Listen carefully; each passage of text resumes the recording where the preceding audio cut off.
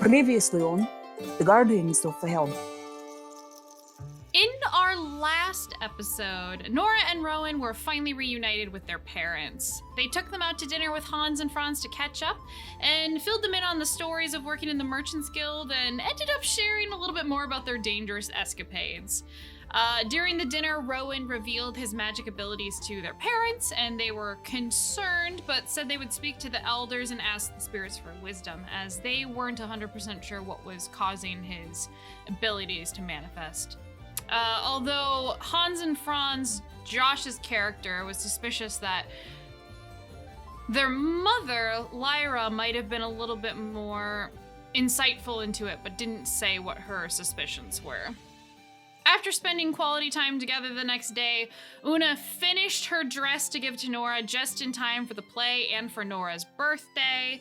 Now the party is finishing their final preparations before heading out for the evening at the theater with Lyra and Callum to see a much talked about play, The Last Queen of Fehal.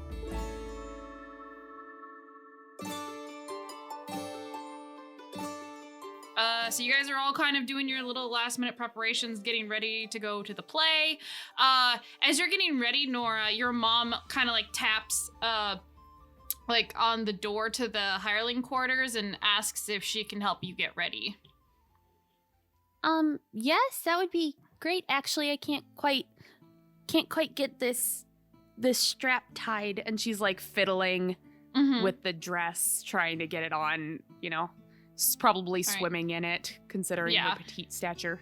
Would Una want to get ready with Nora specifically, or no? After getting the dress finished and bathing and power napping? Probably, just in case there's any alterations that need to get done and like help her get into it, you know? So I guess together they're just like, okay, I think your head goes in this way, and then don't get your arm caught in the liner right there, like. Is just like trying to fiddle with it. Exactly. Cool. Well, you can do that. Your mom definitely helps you get ready, and she'll make small talk with you, Una, kind of about like, oh, where are you from? I know you've been busy working on this dress, so I'm very interested in meeting all of Nora and Rowan's companions, and you must be very close with them if you spend all this time making this very elaborate dress. Yeah. Small talk. I mean, Una would give very brief descriptions, like she lives up north and she's sort of close with everyone and she is doing her best and Nora's awesome and Rowan's weird. I don't know, stuff like that, but like awkward. She says, if you make such elaborate outfits for people you're only sort of friends with, I can't imagine what you do for the people closest to you. Well, I would consider her close. I don't have a lot of friends outside my village, so I would consider them a friend. I can understand that. Many people from our home village are like that as well. The more you're traveled, the more easy you can find it to make friends in unusual places. Nora, sweetie, hang on a minute. I don't think the sleeve is on right. And then, like, starts adjusting it and everything. So, you know, helping get ready. And then she'll ask how you're doing your hair and everything like that. Nora's just T-posing so that her mom and Nuna can just, like, adjust the fabric as needed. Yeah, your mom basically just helps you get ready. We'll make small talk, and then she'll say, I'm going to go leave with your father and change clothes at the inn, and we'll be back in just a little bit. But when we get back, we'll be waiting for you in the dining hall. We have stuff to give you for your birthday. And she gives you like a kiss on the cheek, and then... Oh, you didn't have to get me anything, but thank you. We'll meet you downstairs then, or we'll meet you in the dining hall. This is one story, you guys! I know, I keep thinking that it's got multiple, like, floors, but no. I mean, there's a basement, but... Oh, God. I think that's what's tricking me up. Okay, so yeah, you guys are left to get ready. You can make small talk if you wish. I don't know. Nora just lets Una do her hair, like however she wants to. I'll start like doing small talk, wishing her happy birthdays. Like, are you excited to see the show? Very small, like, filler talk. And she's just gonna do, like, the basket braid that she did the first time she got to play with Nora's hair. And, yep. And Una's gonna think about, oh crap, I don't have anything to wear. So she's gonna think about something and then use disguise self when she gets closer. So, that's because Una didn't think that far ahead, so... Just go in peasant's rags. I mean, it's not peasant's rags. I mean, it's her normal attire. But she's probably gonna be like, oh, I probably should make myself wear a dress too. So she'll probably think about that while she's doing Nora's hair, and then, like, probably like a couple blocks away, use disguise self, and... You just get all done up in your combat gear, and you're just disguise self. I am pretty. Yeah, pretty much. I'm also ready to go. I'm a pretty princess. In case there's a fight that breaks out. Hey. Exactly. Gotta be prepared. You never know. Are you... Things leave in the shadows. Are the boys doing anything special to get ready? Or is there anything you wanted to do before the play? I don't. Well, I mean, I know I was gonna, probably, like, try to get my kilt cleaned. But otherwise I was just going to, like, what did I got a hat? Like, I got the multichromatic hat that I was gonna wear. But yeah, otherwise, nothing special. Mm-hmm. Yeah, I don't know if it was the hat that was multichromatic. I thought it was the feathers in the hat that was multichromatic. No, that was for Rowan. That's what yeah. Sam And then Josh, Rowan. you did get. I got a cap. You also got like some finer clothes too while we were out shopping. Yeah. That's right. Yeah, I got the your digs. Not quite noble clothes, but like those tier down. High-end merchant. Higher merchant. Yeah. You got a set for your brother too, didn't you? I got my. No, I got him a scarf. That's what it was. So he can be fabulous. There you go. We're all decked out. Hans and Franz would probably find his brother after bathing and everything, and have him rebraid his hair,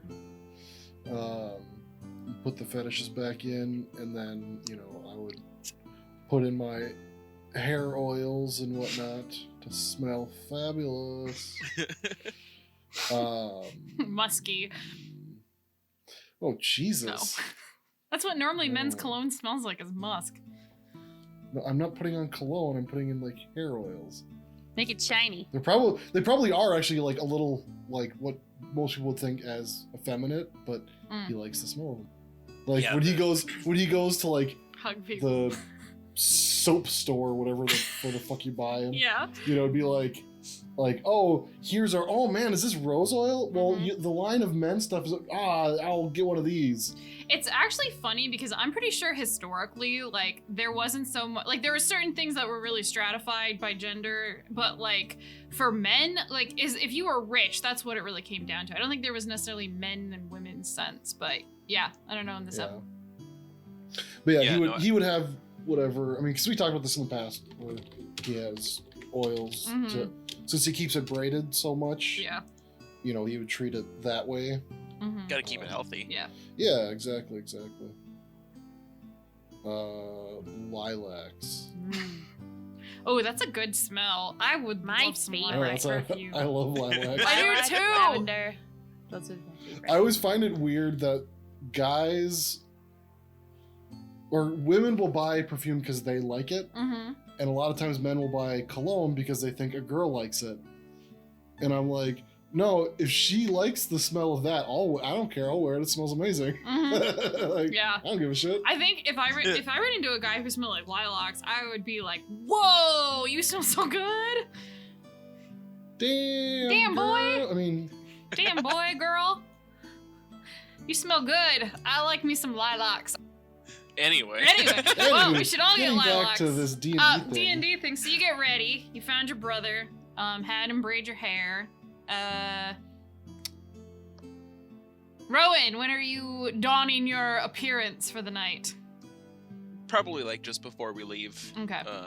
I'll wait for Mama and Papa to get back. Are you putting the feather in your hair from the hat? Oh yes, yeah. The feather is already, so I don't have a hat technically, but I would say it's tucked in my Foliage. in my branches up top. Your foliage. Okay. My hair branches. Well, there's no more preamble with getting ready. Your parents make it back, and they didn't have super nice clothes, but it's not bad. Like, they're not wearing like workers' clothes. Like, your mom's wearing more of her nicer tunic with So like the stuff pants that we go underneath. to like festivals or something with Yeah. or something. Yeah. And your dad is kind of wearing the same sort of thing where he's wearing, it's a tunic style because, you know, the Fae are into the tunic and like leggings underneath.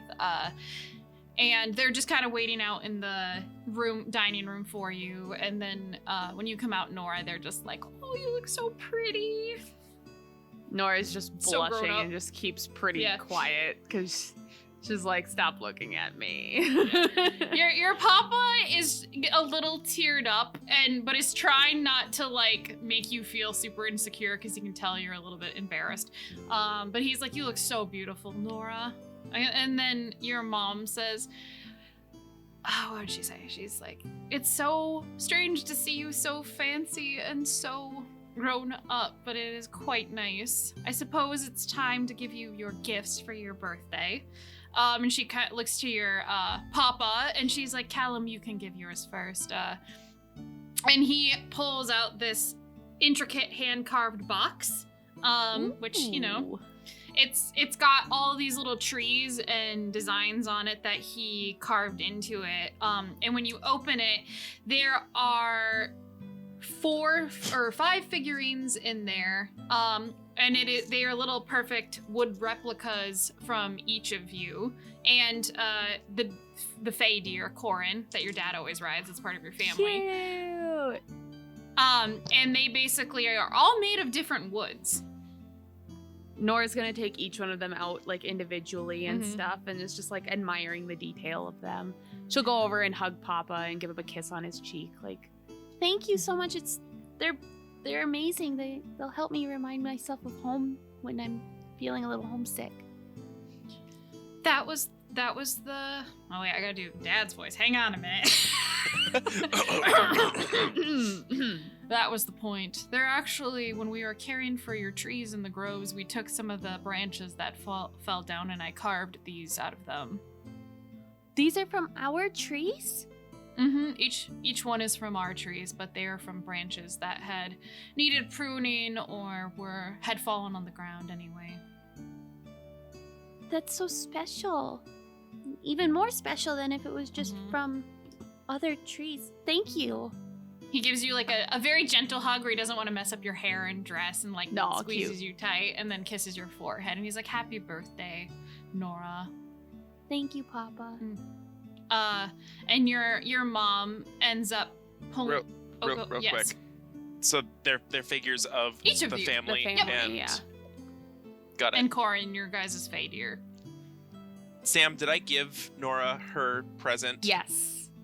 already? So you now have I have 2 two of figures them. of Which is perfect, because she will put them both next to each other and like be like, this one's from Papa, this one's from Rowan. They're both adorable. Yep. I completely forgot that you had also made one for her. Yeah. This is the That's deer. okay. Your mom then pulls out a sack, and she says, this one I felt like was time to pass on to someone else who would get more use out of it. Oh, she'll go ahead and take it and look inside and stuff. It is your mother's traveling backpack that she has from all of her days of adventuring before she settled down in your guys' home village. And it used to hold a bunch of trinkets and stuff in it, and now it doesn't have any of that in there. And she said, your papa made a box for me to store all of that in, and I figured since this is from my traveling days and it served me well, it should go to the next person who's traveling constantly. Are you sure? I know how much this meant to you, though. Objects are only good if they're being used, and I feel like it's a chance for you to strike out on your own and find your own way in the world and take it with you. Well, thank you. I've kind of wanted a backpack for a while now, just to keep potion ingredients in and make sure that I've got everything I need while we're out. But this is This one has perfect. a lot of- Thank you. There's a lot of inner pockets on the lining, so make sure you utilize them. Even better. And she gets all excited because she's like, organization too. And So you got your gifts, and your mother gives you a nice big hug, and just kind of looks you over in your dress and is just, both of your parents are super proud and happy to see you so grown up, and she says, live your next 20 years for you, Nora. what'd she say? Live your next 20 years for you, Nora. I'll try my best. I think that honestly, being with all of my friends here, they've helped me grow in a way that I wasn't expecting. So I'm excited to see what the next few years come on to be. She's gonna go ahead and she's gonna look to Rowan and just hand him the bag quick. Could you run and put this back with our stuff? I don't want this to get lost or anything, and it's a little hard to move around in the hallways in this dress. Yes, of course. Thank you. Manservant. Helpful brother. Jody, take this down. Rowan, because it's getting close to when you guys are gonna leave, so I'm assuming everybody's gonna meet in the dining hall. Rowan, when you come back from delivering the bag, are you gonna walk in your look, or are you gonna walk in as Rowan? I'll still walk in as Rowan. Okay. But as soon as we're actually like, okay, let's get going. I'll quick change form. Okay.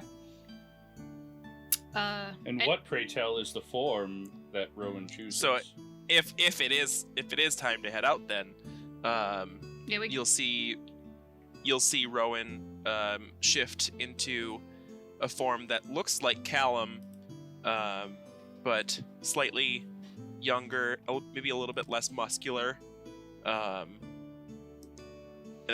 just a tiny bit. How tall is Papa? He's like about 6'1", so he's close to Hans and Franz's height. Okay, so I can with A foot down or up. with the hat of disguise, so just like an inch shorter So 6 foot. than Callum, so Yeah. 6 foot even. Okay. So How young yeah. are you making him look? Like, is he in his 20s? Is he in his 30s? Because your dad's like in his upper 40s, probably. Yeah, probably like 20s. Okay. There's a little bit of gas from both of your parents. They both look kind of a little bit taken aback by the change. Maybe a little bit more than you were expecting, but then they're like, "Is that one of your new abilities, Rowan?"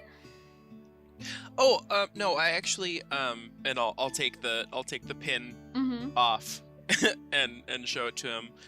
It's a hat of disguise.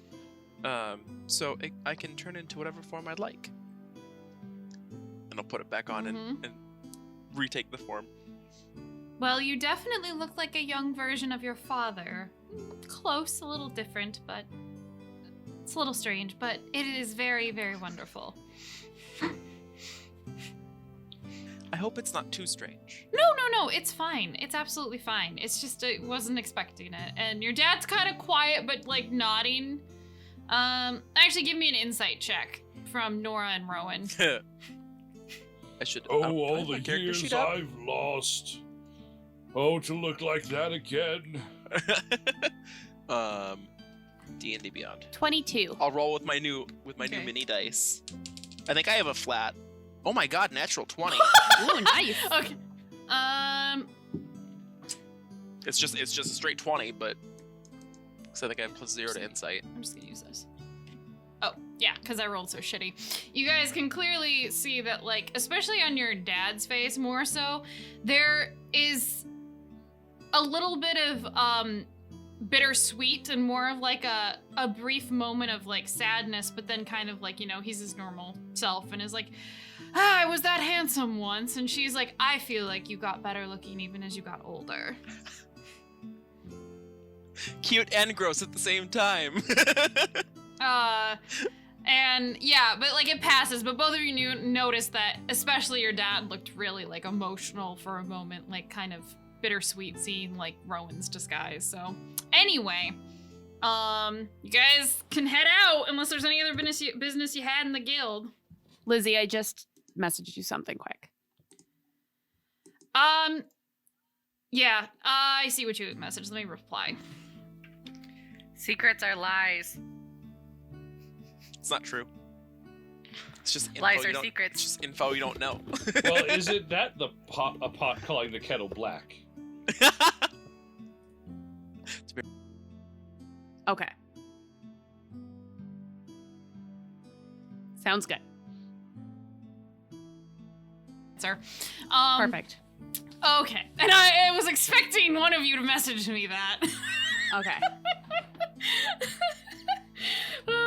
Okay, so you guys make your way, and you can see on the lovely map, you walk out of the Merchants Guild and you go in through the South City Gate right here. Just for reference, the Merchants Guild is right here on this new map. Ooh. I haven't looked at it yet. Holy cow. And you make Lizzie your did way an up. overhaul. Beautiful. You make your way up the center road through the city, crossing through the central market, and then veering a little bit west in the city, towards the area where it's the outskirts of the Petals district, and this is the part of town that's home to the Novice, the Open Park, and the Zoo. It's kind of also known for entertainment, and as you near the park, you encounter a 3-story amphitheater, and you know it as the Chalice Theater. Amphitheater? An amphitheater? What's Amphitheater, I'm sorry. Amphitheater. An amphitheater would probably be much different. It's just missing a wing. It's missing a wing. That's what happens when the balconies collapse. Yep. And then are removed. It's an amphitheater. While people are still in there, then it's never mind. Anyway, so you guys knew this was the theater to go to from your original meeting of the playbill when you talked to Rhiannon, the Chalice Theater. It's one of the 6 playhouses in the city, and it's known for catering to a wider audience with merchants, lower and upper classes.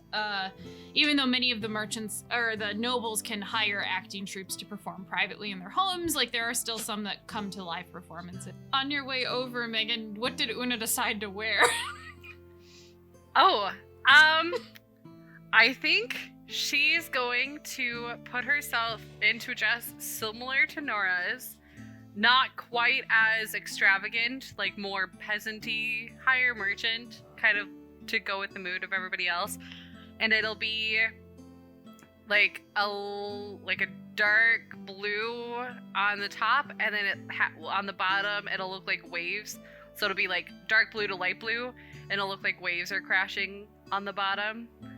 And that's what she'll do. And she'll make her hair like super curly, but like all down, so it's not in her mohawk, but it'll still be her reddish brown hair hanging down her back. So yeah, kind of more motif of her village, and especially since that's been kind of on her mind lately, and try to make Nora feel less uncomfortable. Her dress is still very fancy. Oh, hell yeah. By Her dress comparison. is super fancy. That reminds me, Rowan, as a young Callum, would dress a little bit fancy.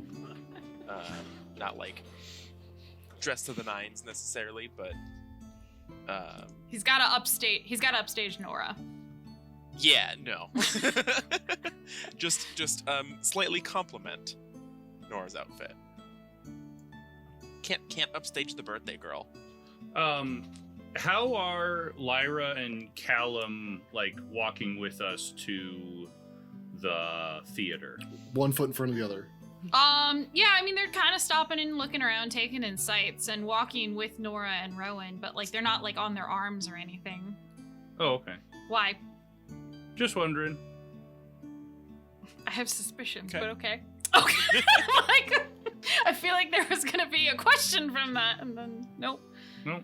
Una would probably be leading the pack, right? Since she knows where this is compared to the rest of the group. Yeah.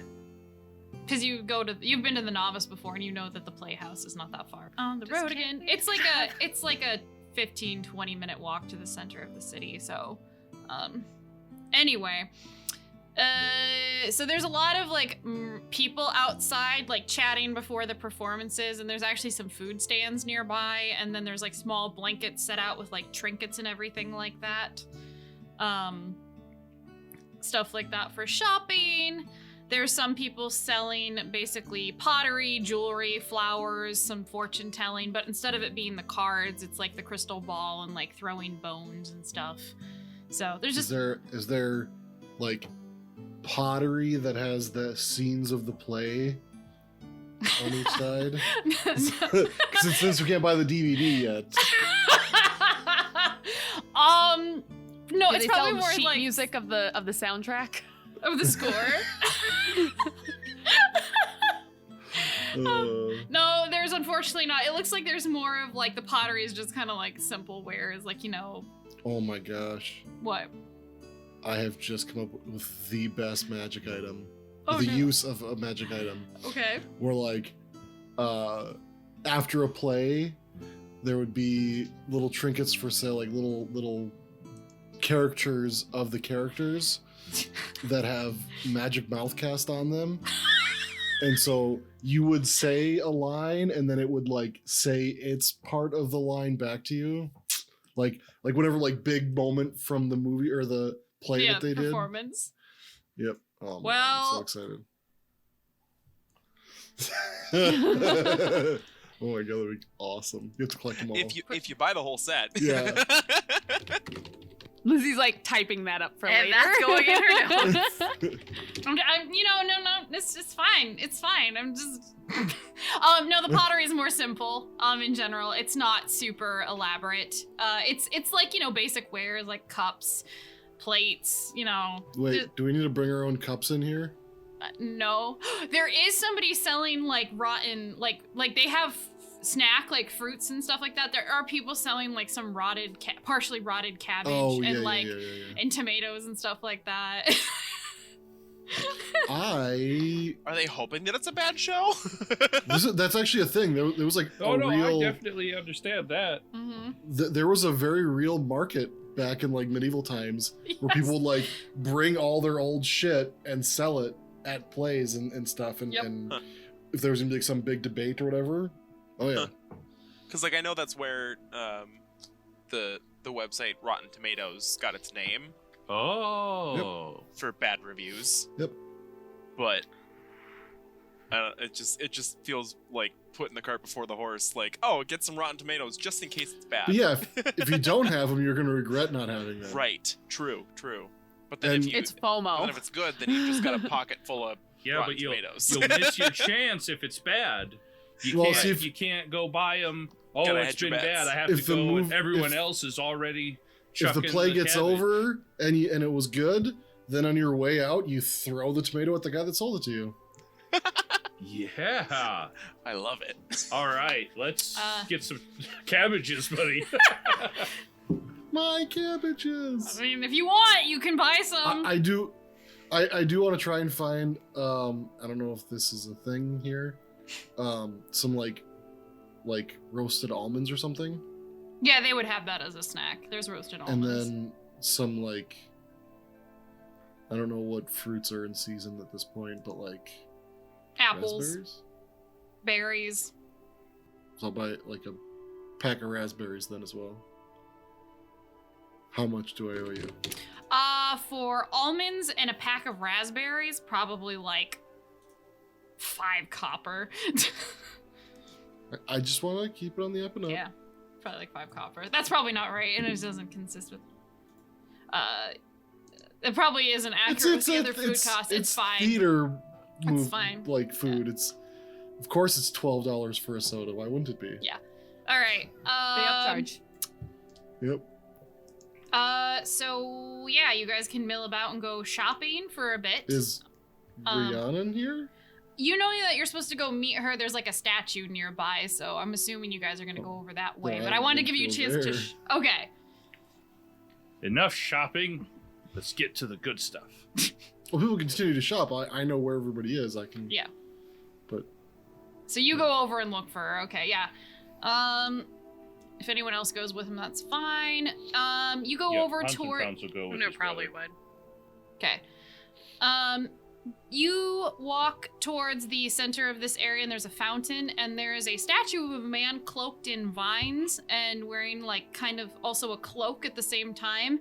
And they have like grapes around their feet, and they're wearing like their face looks like it's kind of split into two different masks, like and one's really happy and one's really sad. And give me a perception check. 8, so 10. It takes you a minute of walking around the fountain because you're like, I don't know what she'd be wearing, but eventually you run across her. She's wearing like a dark, like gray cloak, and she has her hair dyed brown again, which is kind of what threw you off. You're like looking for red, nope. So yeah, she's just sitting around the fountain basically, waiting. And Hello. oh, you guys made it. I was wondering when you'd show up. Yeah, sorry, I got distracted. I hold up my packs of food. That's probably smart to bring snacks. How long have you been waiting? Only 15 minutes. Not that long. Was it 10 minutes or was it 15 minutes? Is 15 she already minutes. lying to us? Yes. She don't trust you. Inside check.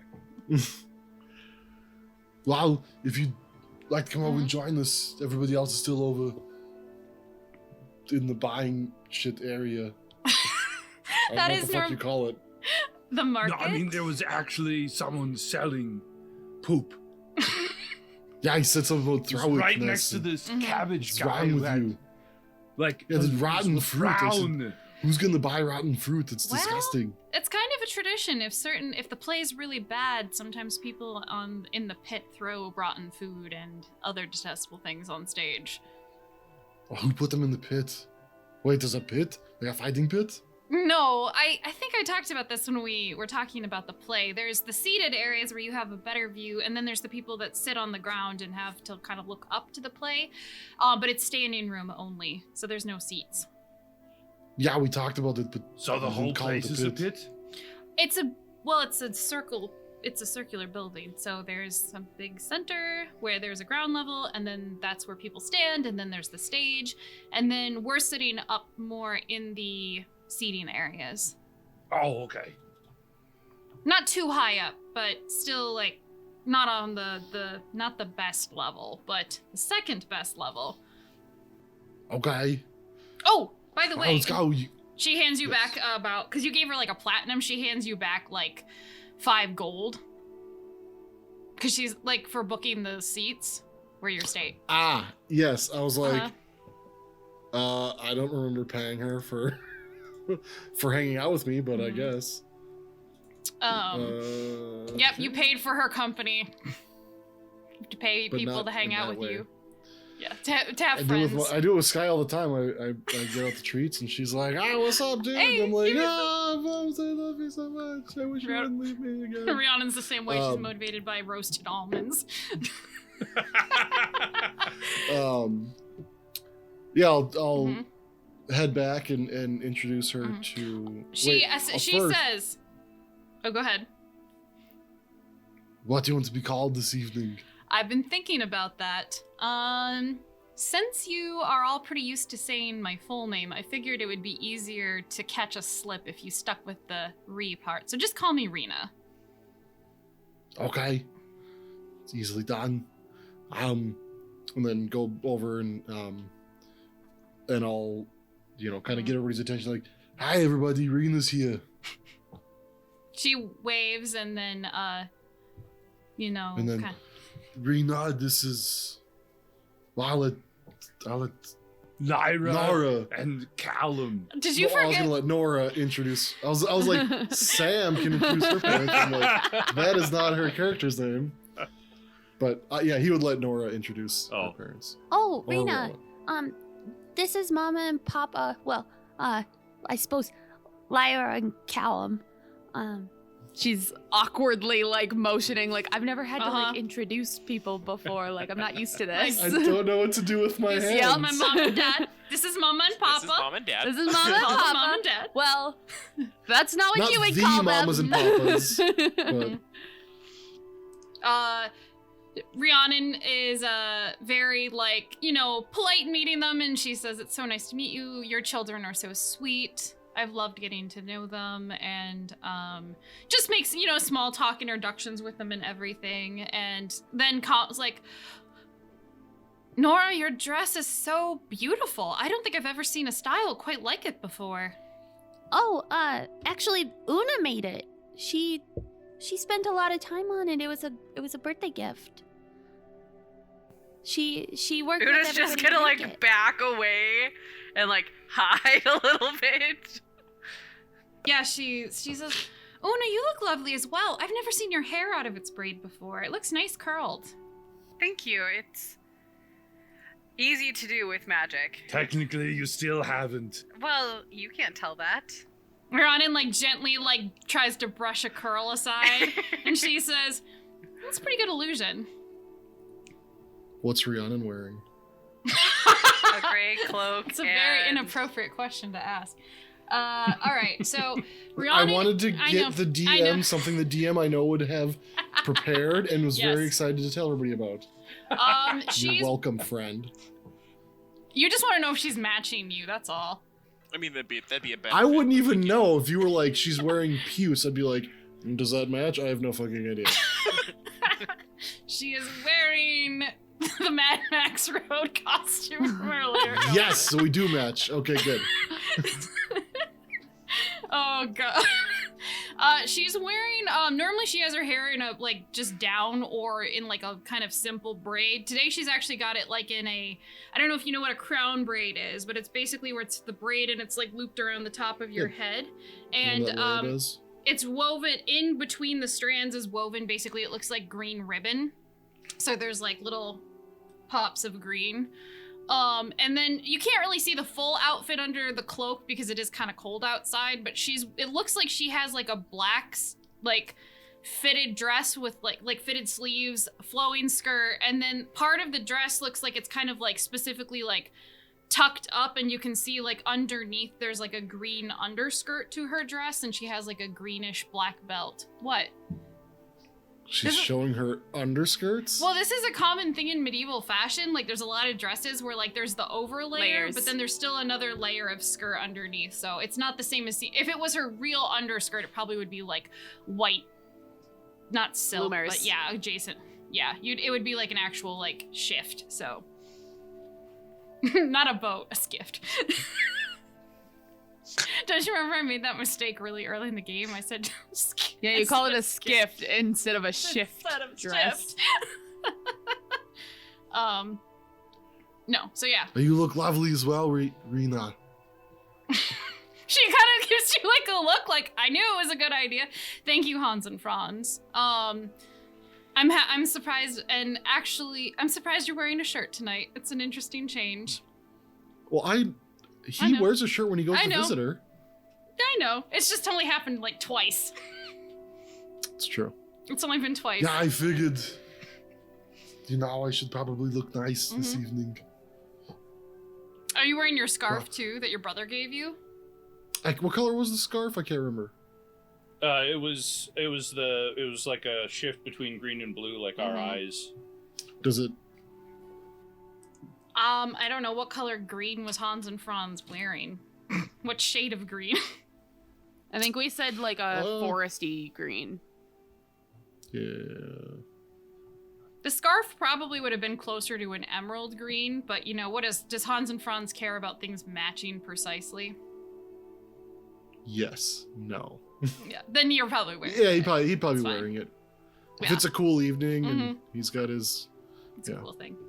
No, she compliments the scarf and kind of is making small talk with... I will say that I will have brought my weapons and stuff with and given them to Una to put in the bag. Smart. I got you. Una can just wear them, so she could just have them on a person too. I was trying to. I remember after the last session, I was like thinking like, how could Hans and Franz wear his sword and not be? He has a long sword, not a short sword, and while he is tall, it leans to the right. He dresses to the left though, so it's okay. Yeah, it's offset. It's gotta be balanced.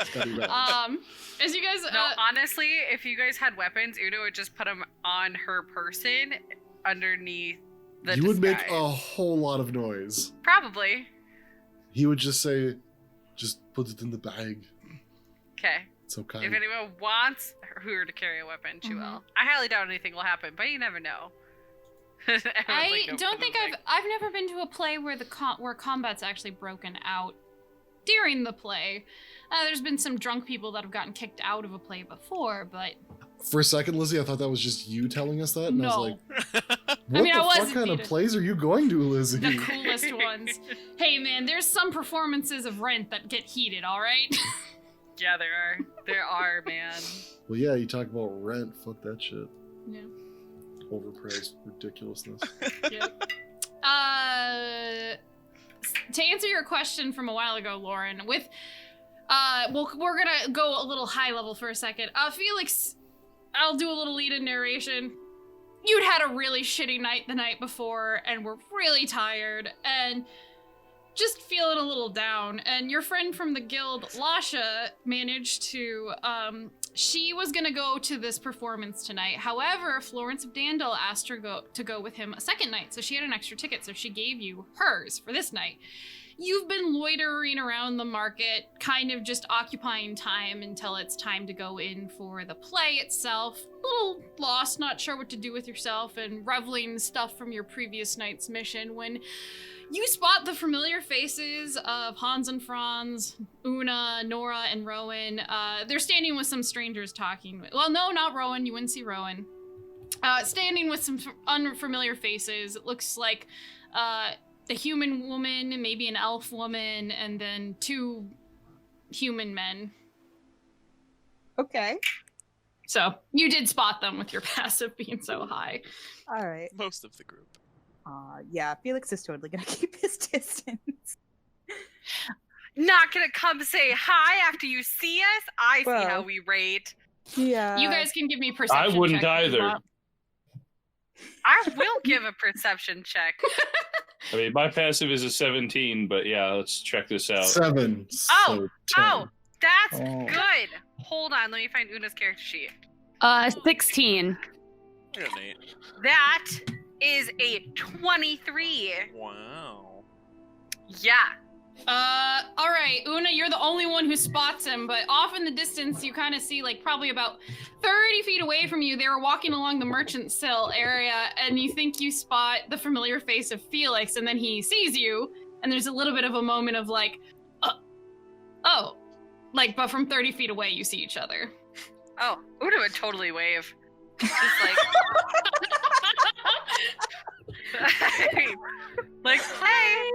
hi. What does Felix do? Una's clearly spotted him. You thought you rolled good enough, but she just noticed you.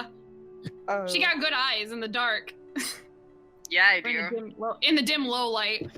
So, are you using my roll of 19, or just saying that in general? Was using you had a your roll of 19 for stealth?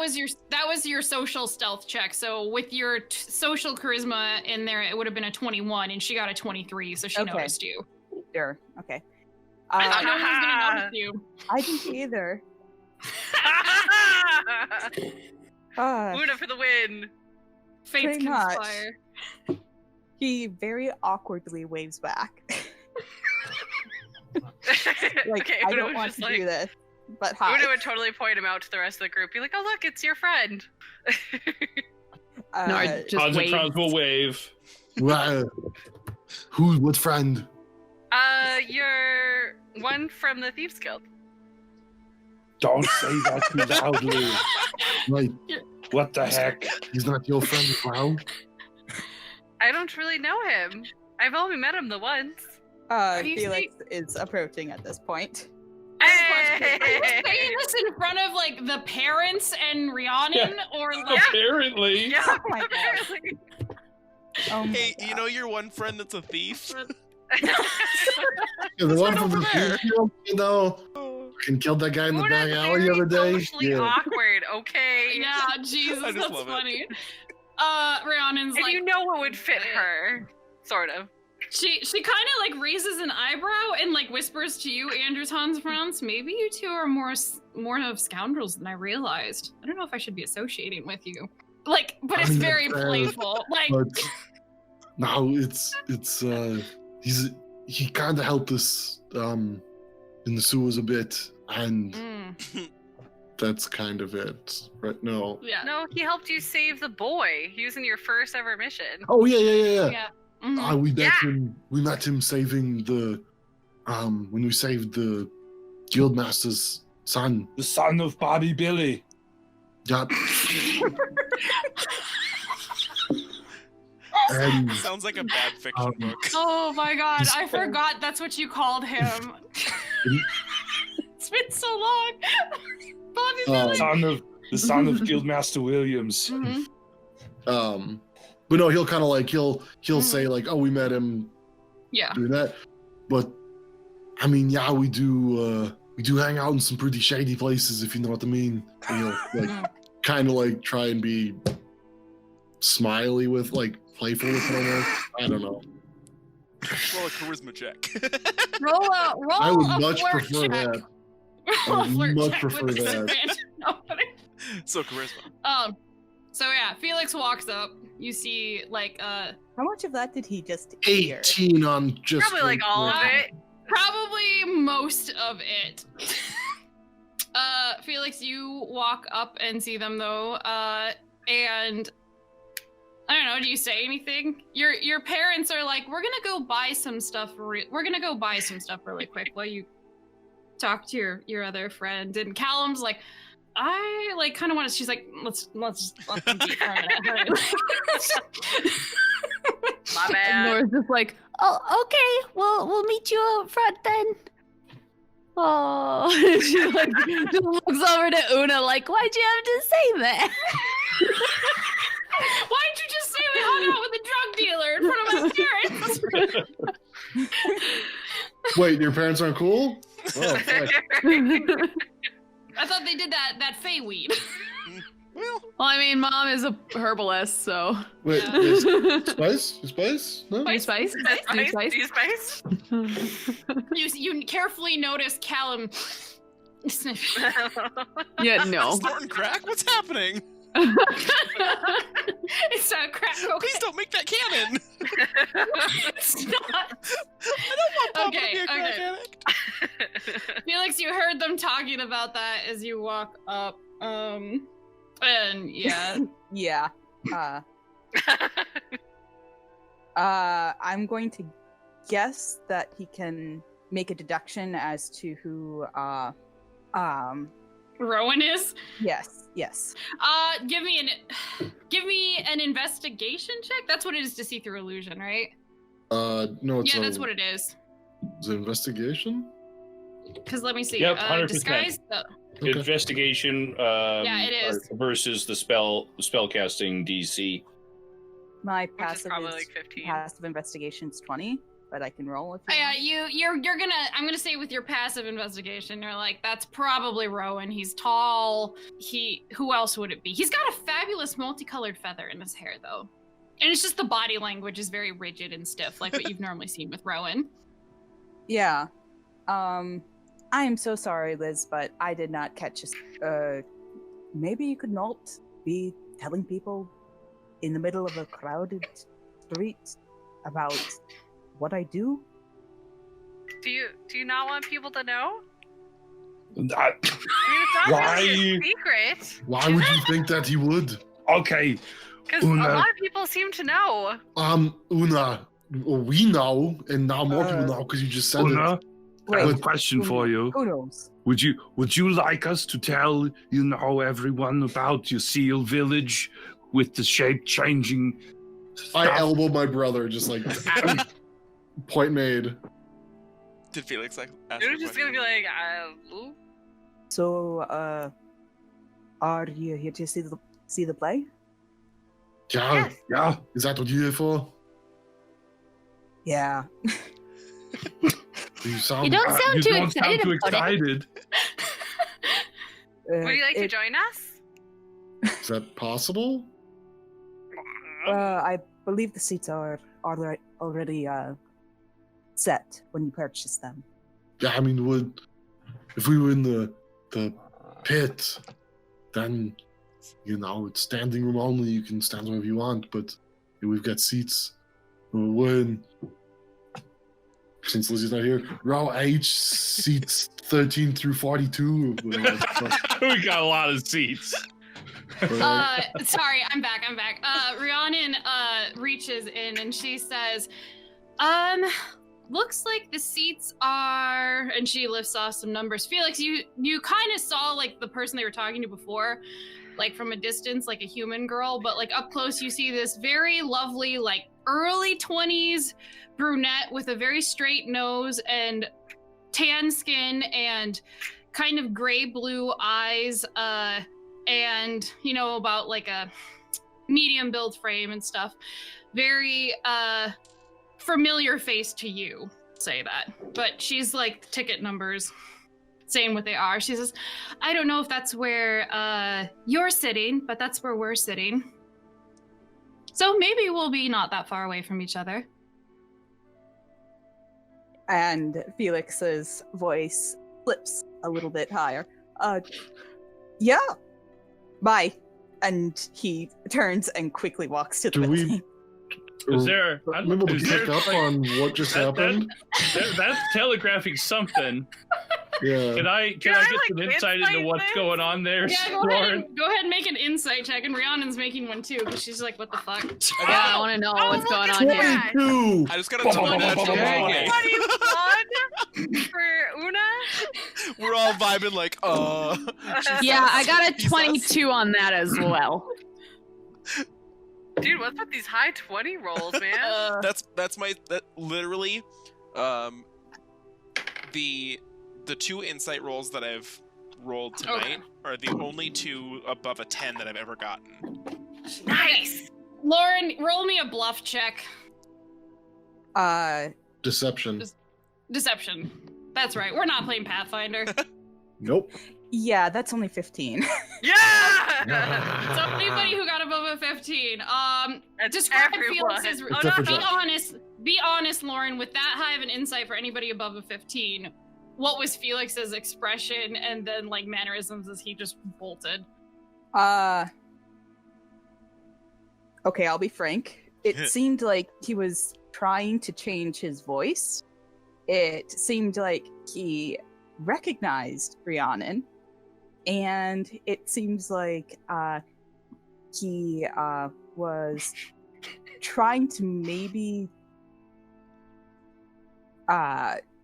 just process what was going on exactly, and maybe pretend that I don't know, like by the raising and cracking of his voice that he was suddenly nervous or whatever, but that might have been on purpose. It was probably definitely on purpose. So also, I need to get the fuck out. Yeah. Pretty much with a dash of deuces. Buddy! It's Homer Simpson going back into the bushes, but instead of it being slow, it's like straight back. It's like the Kraken grabber. Rhiannon is still like holding the tickets and is like kind of like really confused, like I don't know. He can do weird sometimes. I kind of wish I could do that as well. That was kind of a quick retreat. It seemed like he might have known you. Have you ever met him before? No, I don't know if he's in the Thieves Guild. I don't know of anyone in the Thieves Guild, but... Wow, they normally don't go just announcing it to everybody. Because she looks like her handmaiden right now, right? Her... yeah, well, Sophia looks like Rhiannon, basically, a little bit different, but yeah. No, Sophia doesn't look like me. Well, no, maybe, but Sophia wouldn't know anybody in the Thieves Guild. Oh, that reminds me. And Rhiannon suddenly gets very angry, and she's like, "Oh yeah, where's Song and her? You need to talk to your friend at the Merchants Guild." Song? Yes. What happened? Well, you remember how Sophia just left to go reunite with this person that she's been looking for a very long time, and was very hopeful to be reunited with a childhood friend and helped inspire her to get into mimicry and acting? Yeah, Song Boxwood, yeah. Yes, if that is the one from her childhood, which probably is. She's gone to the Merchants Guild every day for the last 2 days since I saw you, and every single time he said he's not available to speak with her. Well, he could be busy. And then last time she was there, they said that they didn't recognize that name. Oh. Or that he wasn't there. Well, did they say they didn't recognize the name, or that he wasn't there? It's been a couple different answers from Sophia, but she's crushed by it. I've got an idea. After the play and stuff, maybe we can set something up with her to meet with me outside of the guild, and then come in disguise and kind of spring it on him. I think he might be just nervous, you know. Why would he be nervous? I don't know. And it might not be him either. I guess we're assuming that it's him. I don't think there's too many. The story seems to fit the Birdman named Song. That is true. Well, will you talk to him for me first and just see what his intentions are? I don't want her getting her hopes up anymore. She's been pretty crushed lately. Yeah, feels like she did something wrong. Terribly sorry for that. I did expect that of him, but... Well, you can't control other people, but still, I wanted to bring that up to you. I'm sorry that we got distracted from talking about what did you say his name was? Did we say his name? Oh yeah, Maurice. No. Maurice. Is she out of character? Is she talking about Felix? She's talking about Felix. She's talking about Felix, because she's like, you guys were in the middle of talking about that, and then she remembered Song. That was because Felix. Of Sophia. No, I really don't know anyone named Felix. I mean, I hope if you did recognize me. You haven't had anything stolen recently, have you? Elbow my brother. Have you? Hey, she already knows. Well, it's also possible that she's like checking her jewelry and like kind of like pats. You can see her actually like pat like above her knee for a minute. No, that's still there. And, like, I mean, she could have been hired to watch you by Lord Fancy Pants too. I mean, they don't just steal things. I mean, observe. What better way to observe a person? If Felix is taking jobs like that for creepy guys. Well, he might not know that they're creepy. He might just be like, hey, can you watch this girl for me? Nah, that's pretty creepy. There's no good way to spin that. You've never done a mission where it's just been look and observe? No, normally it's like, go, protect, and guard, do, destroy. Yeah. Oh, well, I guess I've been doing nothing but observing for over 6 months. Yeah, but you see, you were told to do that. Well, we yeah, kind of, make our own decision. Too. But he could have been told to as a job. Well, I think that he's good to kind of pick and choose. Lauren and I are dying. Well, Lord Fancy Pants is into some weird things, and he's already been super creepy to Reed. Hey, I know. Let's all have a wonderful evening with our friends tonight. If Felix joins us, cool. You can see her getting very uncomfortable. She's like, I'd rather not talk about Rice. I just had to spend a day or two with him around court recently before he went home again. Oh, I forgot. He lives nearby. So, besides that, how have things been? How are you? Oh God. I made notes in case you guys asked her how she's been. I've been pretty good for the most part. Had a few dinners, had a few teas with ladies. Just, I haven't really spent too much time with Elaine lately. She's been still having meetings with the elders from your village, Una, and getting ready for... It sounds like there's some cadets coming to study in the school, so I think she's getting ready for them to arrive too. Wait, what? Yeah, there should be, I think they said about a handful, 4 or 5 coming to do some research on the object that we saw or found, or we knew that, right? Yeah, you knew that. That's Una told you guys. Yep.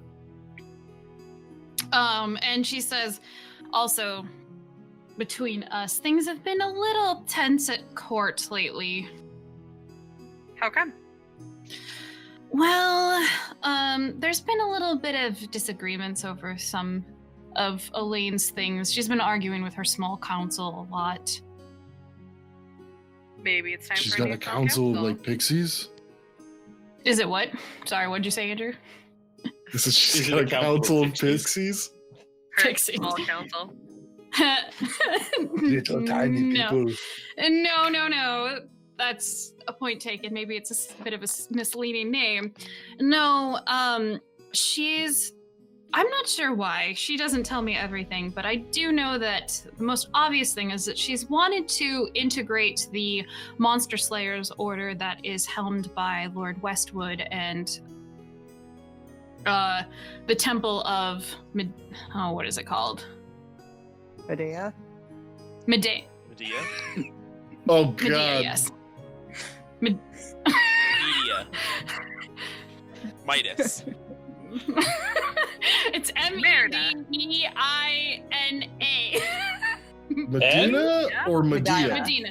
Let's say Medina. I know. You said the Temple anyway, of Medina.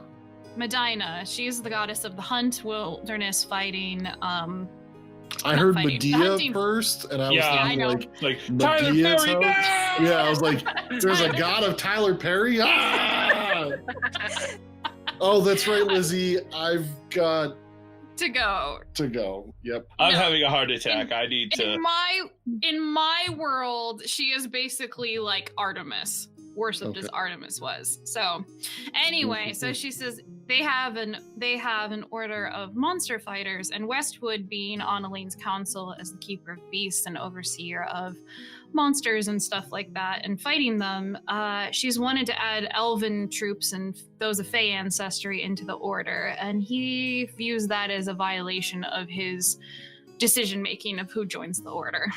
Was that the same group of hunters when we first went into the village?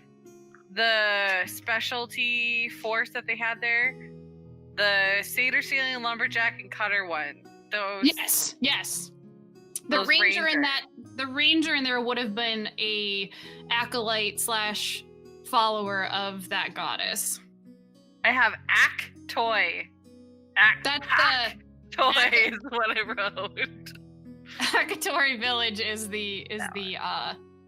Akatori is the village where the Kenku live. But yeah, Cutter's Grove is the sun and the moon and something about virgins. No, they worship hunting the woods and wilderness. Hey, that's the one I wrote. Sun, moon, arrow, virgin. Such detailed notes. Hey, I'm in charge of money and loot. And apparently fashion. Yeah. Anyway, so no, Rhiannon's like, her and Westwood have always had a little bit of tension between each other, but they actually were shouting at each other not long ago, so hopefully that just falls down a little bit. I mean, is it like normally like trial by merit? Like, I killed a manticore. Okay, you're in. Yes, but Westwood, and she kind of looks at Nora and Rowan specifically, he absolutely hates the Fae. In fact, his family legacy is hunting Fae in Cater Forest. That's a thing? It used to be. This look on her face.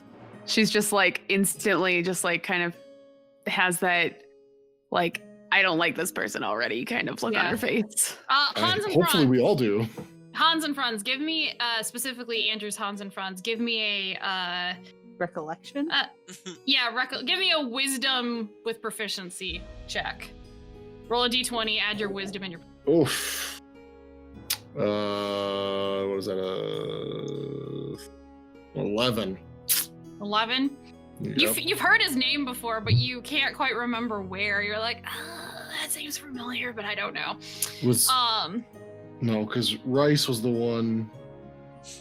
No, who was the one up in the village with the ghosts? That was Meyerfield. That's Rice. right. That's Eris. Right. Yeah, Rice Eris. Yep. Yeah. Eris and half Sister Elaine, or Sister Elaine. I feel like I know Cousin. that name, but I'm not sure where from. Where was he at the tournament?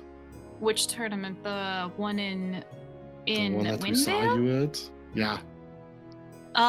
There's a lot of tournaments that happen every year. I don't think I mean, Westwood. above Westwood table, wasn't there. it's the only one she knows that we've gone to because we saw her and we like specifically told her like, "Oh my god, we went to this tournament! You were That's there!" Yeah. Well, didn't you meet Westwood at the Gladiator Arena? Rhiannon's like, no, he wasn't there. I mean, unless you're meeting nobles secretly at some other venue that I'm not at. Oh, like the fighting pits, yeah. Yeah, he might have been there. Maybe. I don't know if he goes there. Is he an asshole who doesn't like to lose? No, that's kind of the problem. Westwood, even though he has he has a very abhorrent belief on Fae, which I would say is a knock against his character. His family and him are very well respected, and he is, by all other accounts, pretty honorable. His sigil is... That's not gonna help me remember. But so he was one of the guys that was like nice to me, right? Yeah, as she's talking and describes what he looks like, which is he has an eye, not an eye patch. He looks a little weathered. He was like in his late 40s, grayish hair tied back, and his clothing. Yeah, I do remember like this the guy. Sigil. You're like, yeah, he was nice to you and actually offered you a job in the Monster Slayers thing if you could prove your talent. If you know, he seemed. Yeah, I'll tell her and be like, if I would have known that, I would have answered with a punch to the face. I mean, I would recommend punching. Two of my best friends are Fae touched, or whatever you want to call it. Wow, tonight's really fun so far. Should we go in and see this play? Probably. It seems like your parents are having fun shopping, and then you can see them like talking and like about this pottery stuff and like. Are they like talking about it, but like looking at us? Like, are they almost done? Yeah, like the mom, especially with her high passive, is kind of like looking over, like, are you done? Okay. They probably relaxed when Felix went away. Yep. And she'll kind of like look at all of you, and remember, it's Rena tonight. Yeah, of course. Got it. So I'm a little concerned about your friend from earlier, but that can't really be helped now, so we'll just... Well, if you want, we can corner him later and ask. If I know him, or if he's part of... Well, if he... we could do it skillfully Una, ask if he too knows much, you. Una, too much. I don't know where this is coming from, but it's too much. If she's worried about it, it doesn't hurt to ask him. Well, no, he left, so I would assume that if he wanted something bad, he would... What is anyone telling them that they saw me here make a difference? If he really wanted to get leverage, he would be actively probably trying to pretend like he doesn't know me. So maybe it's just, I don't know. Maybe he thought I looked like somebody else. Or we could have just made him extremely uncomfortable. That could be more like saying he was part of the Thieves Guild in front of. Yeah, I can't imagine what would have done that. Yeah, what would make him uncomfortable in any way? I love it so much. Anyway, let's go find our seats. I'm sure the play is going to start soon. I would love to see the previews. The what? You know, the previews for the next plays. Like, letting you know, like the next 10 plays that are coming up in the, within 2 years. Yeah. In the Playhouse's cinematic universe. The PCU. The PCU. So it's actually funny because, like, this is a quick rambling about history. With Shakespeare, I mean, there were a lot of playwrights that would write, like, history plays, and Shakespeare did a lot of history plays. So he did, like, an entire saga on, like, the War of the Roses, basically, as propaganda for legitimizing the Tudors taking power because they were not as legitimate. So he had to make all the other rulers look like a crazy bastards, so it seemed more helpful. Sounds a bit Trumpish, but okay. Oh, guys, I'm legit. It's fine. Okay, so actually, on that note, you guys were outside for a little bit longer, talking, collecting the parents. Felix, you make your way into the theater and you say whatever your ticket number is. You haven't really looked at it, and you get escorted to, like, the second floor area. There's, like, a bench. There's already some people, like, surrounding you and stuff like that, and you have your seat. The entire area next to you is still open. You're just kind of waiting and sitting there and thinking about it. And then Aaron knows where this is going. After about another 10 minutes, the party that you just left downstairs makes their way up, and Rhiannon is, like, looking at the ticket numbers, and she says, all right, they're numbered like this, so we should be right here. Oh, yep, this must be us with all these open spots. And then, like, looks up and sees Felix sitting there again, now not in his cloak and wearing... Describe what you're wearing, since you figured it out while you're on the phone with Grandma. It's the Elvish style. I wrote it down. So it's that Elvish style tunic and leggings. The tunic is sort of dove gray-ish. I guess that would be the right color if I'm thinking of it right. Black leggings. And it's embroidered with various flowers and whatnot.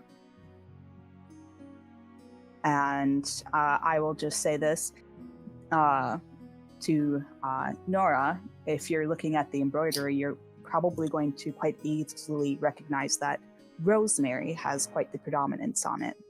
Oh, okay. Yeah, it's pretty common for Fae stuff. Rosemary is considered an important plant.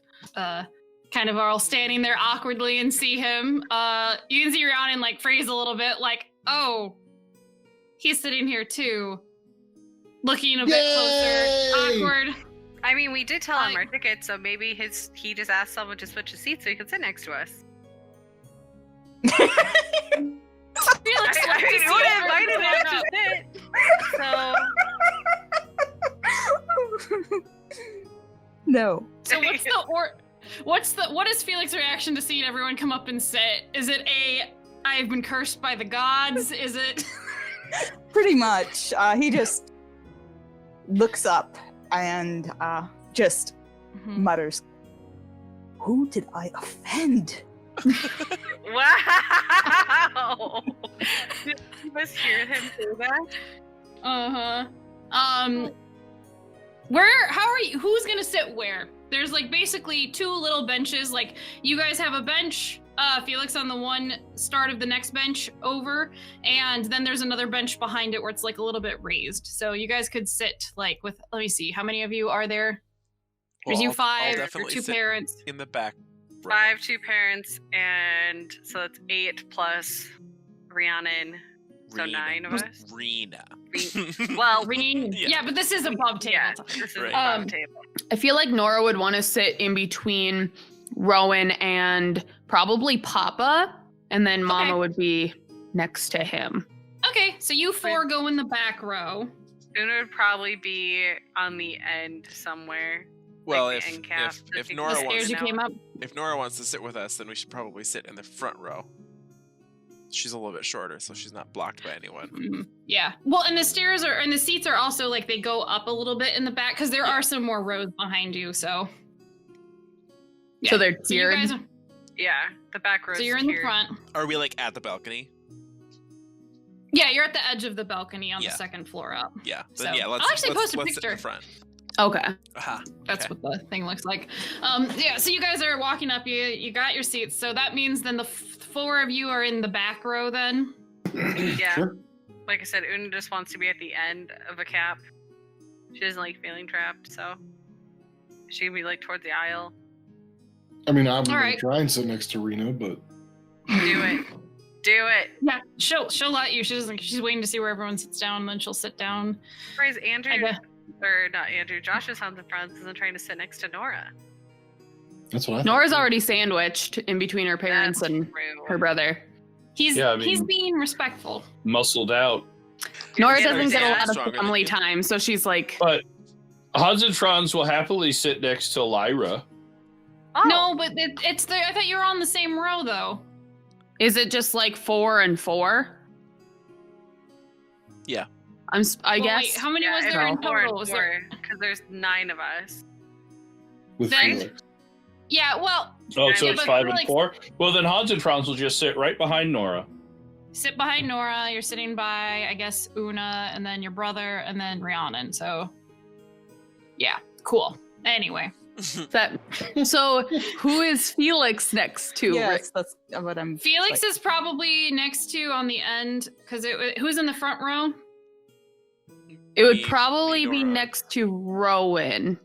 Okay, we'll just say your dad's on the very end then, next to Felix.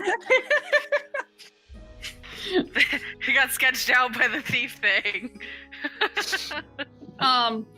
Rhiannon maybe it would be better if Rowan would be sitting next to him and like swap where Mama and Papa are sitting. Felix, so me, Nora, Papa, Mama.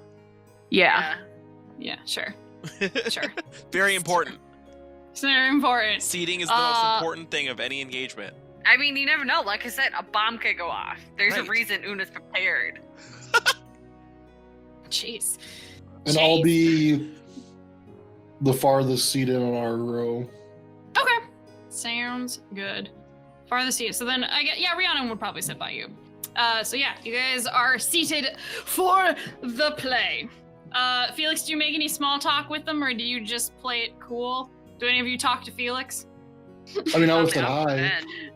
Yeah. Been like, oh, funny seeing you here. He gives a tired smile. And as I like shuffle past him, I'll kind of like, sorry for Una, and just kind of like keep going. What'd he say? Sorry for Una. Una? He nods. Okay. Sorry about my reaction. I had a long night last night. And since you're close, you can actually see that he does have bags under his eyes, like he did not sleep well. In the slightest. Do you mind me asking what happened?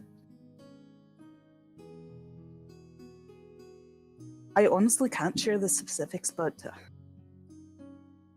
it's a bunch of nonsense. Were nobles involved? Did someone say noble nonsense? No. Oh. Just nonsense. Okay. Just checking. Just regular nonsense. Why are you asking about nobles? Because they're always up to some nonsense. Present company accepted, of course.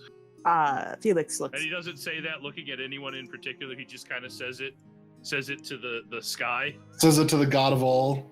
The god of all. Says it to any nobles in the close vicinity. Well, I never. You hear someone from 3 rows back say, I never. Right. So, who else is making up your group tonight? Well, it's my mama and my papa are visiting for Nora's birthday, and our friend Rena.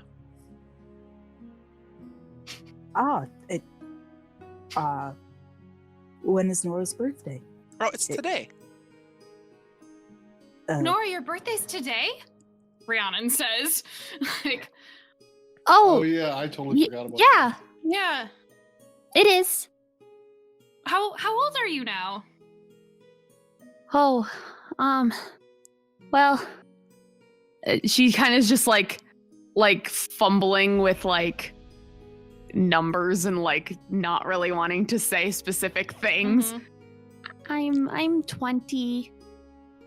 Well, I guess we'll both be 20 at the same time then for at least a few more months. And then she'll kind of like, do like a I don't know, like a pinky promise thing. Like we're both 20s together or something, Nora will reciprocate back and just give her a little smile. Yeah. Twinsies, but not quite. Felix quickly looks back towards the stage. Shady motherfucker. So much shade. Oh, so much shade. Well, we probably should take our seats. I'm sure that they're gonna start probably pretty soon.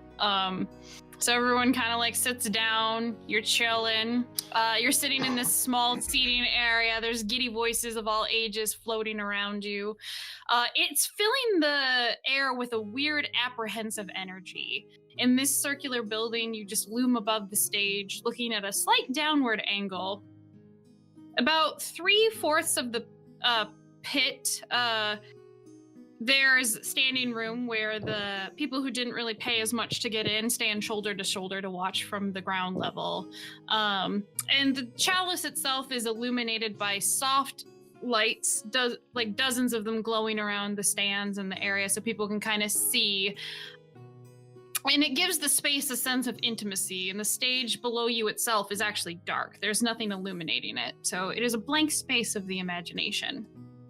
After a little bit longer, small talk is made, and then the lights around you all begin to dim. The flames growing so small they are near extinct. Yes. What type of stage is it? Is it like a round, a thrust, a... like it's a square. What's the difference between a thrust stage and a round stage? Just so a thrust stage, I think that's where it's like thrust stage has like the backstage part as well as like a protruding part. Yes, it would be a thrust stage then, because there is a little bit of like a building house area around it where you think it looks like the actors comes out of. Is and it then also there's like raised too then?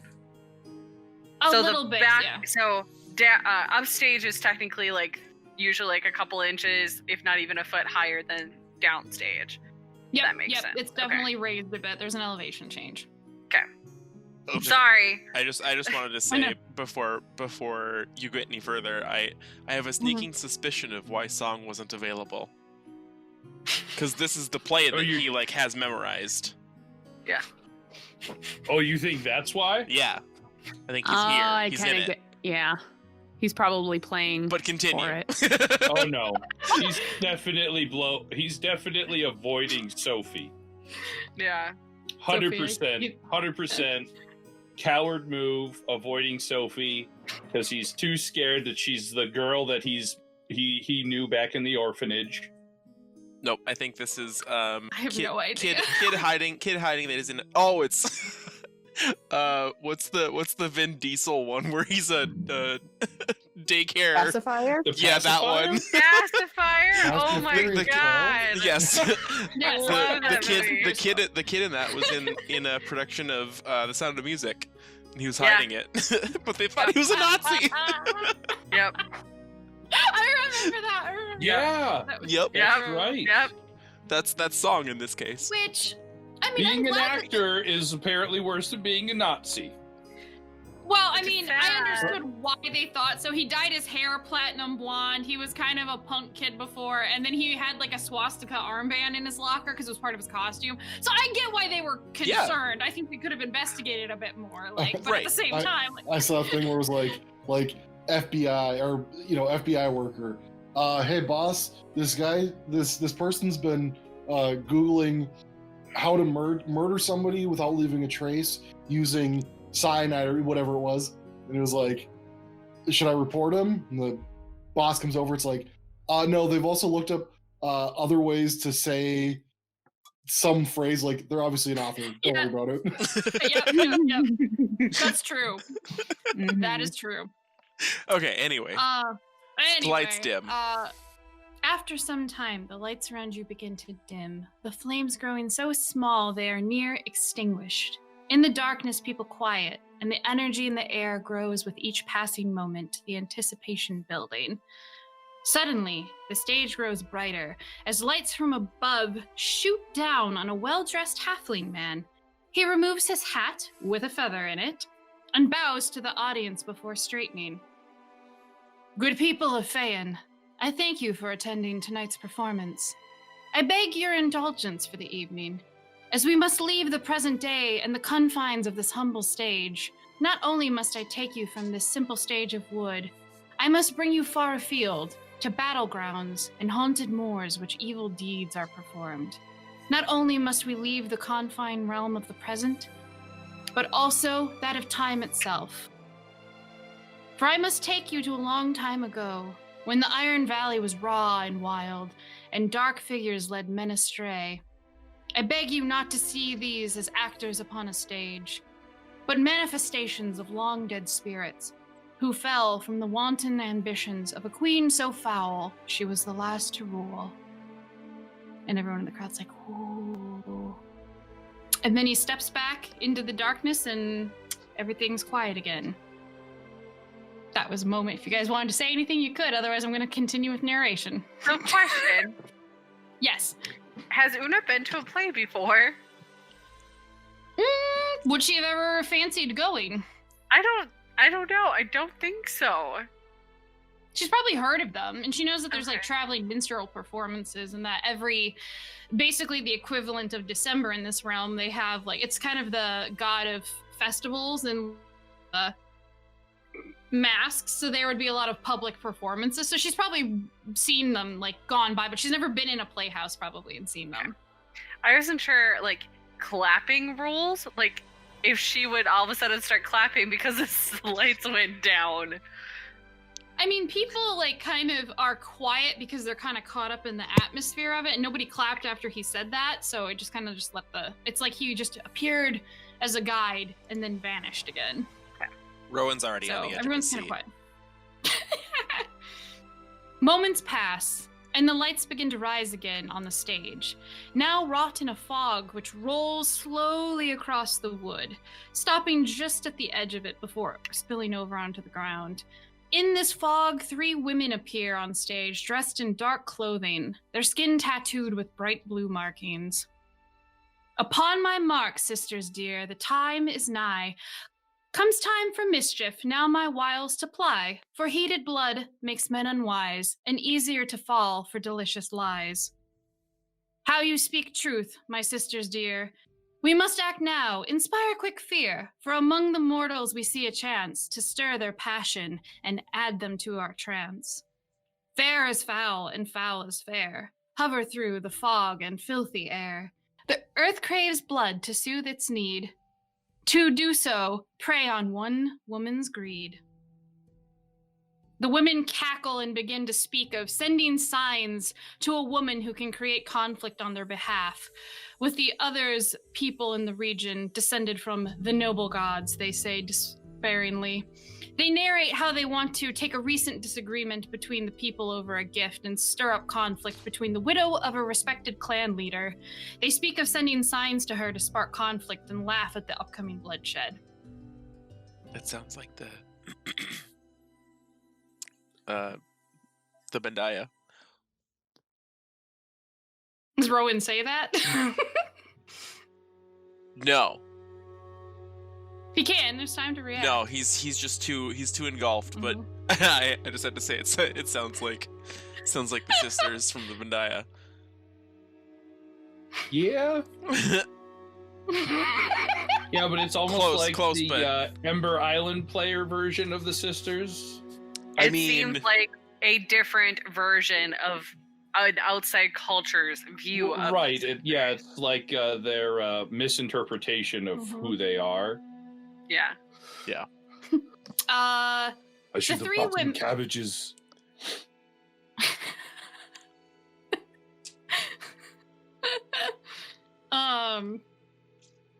Rhiannon leans over to you and says, "They haven't even done anything yet." They are misinterpreting the sisters. You think this is supposed to be your goddesses? Maybe. Could you do the 3 women What are their? I don't remember if you described their hairs. They didn't look like they had any specific hair colors in general. Like it wasn't like all like how you've seen the Bendiah portrayed with like, you know, one's got this hair color, one's got this hair color, one's got this. It's kind of like a hodgepodge of one of them's a brunette, one of them's got black hair, one's got like blonde hair. Like, you know, it's just. I mean, that's close. No. The Bendiah all have red hair. It's just different shades of it. I mean, with supernatural elements. I thought for sure one of them had like black hair. I thought Florian had black hair. Florian's hair is so deep and dark of red of like blood that is pooling and congealing. Is how I described it. So it's so red it's brown? Mm-hmm. Yeah, versus Moru's is the color of like red leaves, and then Anguide's literally looks like obviously an orange fire. Yeah, looks like an actual flame. So, you know, that's kind of hard to translate to mortals. Yep. They wasn't in the costume budget, all right? They got thin margins to work. Quick, we have to also, how do you create that dye? We gotta redo this costume. We used it in The Merchant of Venice, and now it's gotta be in The Taming of the Shrew. Quick! Sew these ends. So many costumes have been reused. You have no idea. 100%. So the three women head to the far right end of the stage and huddle as the sound of a horse approaches. Then a woman dressed in green with long flowing red hair, about middle age, arrives on stage, pantomimes tying up her horse, and then takes a moment to pray on the ground, like kneeling and praying. She narrates that she's standing in the near a sacred stream and a holy place to her deities, and she then stands very gracefully and basically addresses the audience and ponders if she should exact revenge on the Southerners for their aggression. One moment, I got a note for Lauren. No, Lauren, there's not an actual horse on stage. Aww. They just had this. They didn't have that in the book. Gosh, what a shitty budget! How much money did we pay for the show again? Oh my god! Actually, not that much, really. No, yeah, you paid like 5 gold for all of you. Yeah, for all of 2 us. benches. Yeah. And adventurers of our level that's like $5. That's cheap tickets. How much could a banana be worth? Right. $10. She ponders and asks the audience in a one-sided conversation, should she exact revenge for the Southerners' aggression, and disparages their leader, Garyon Belmont, who wins all with smiles and charms. She sneers over how she finds him and his people vile and detestable moving in. And basically, she's lamenting how weak her husband's alliance was with him, and now that the conflict is brewing over the gifts in his will, she wishes for a sign, and if she should listen now to her husband's wise words on his deathbed, or act on this perceived aggression.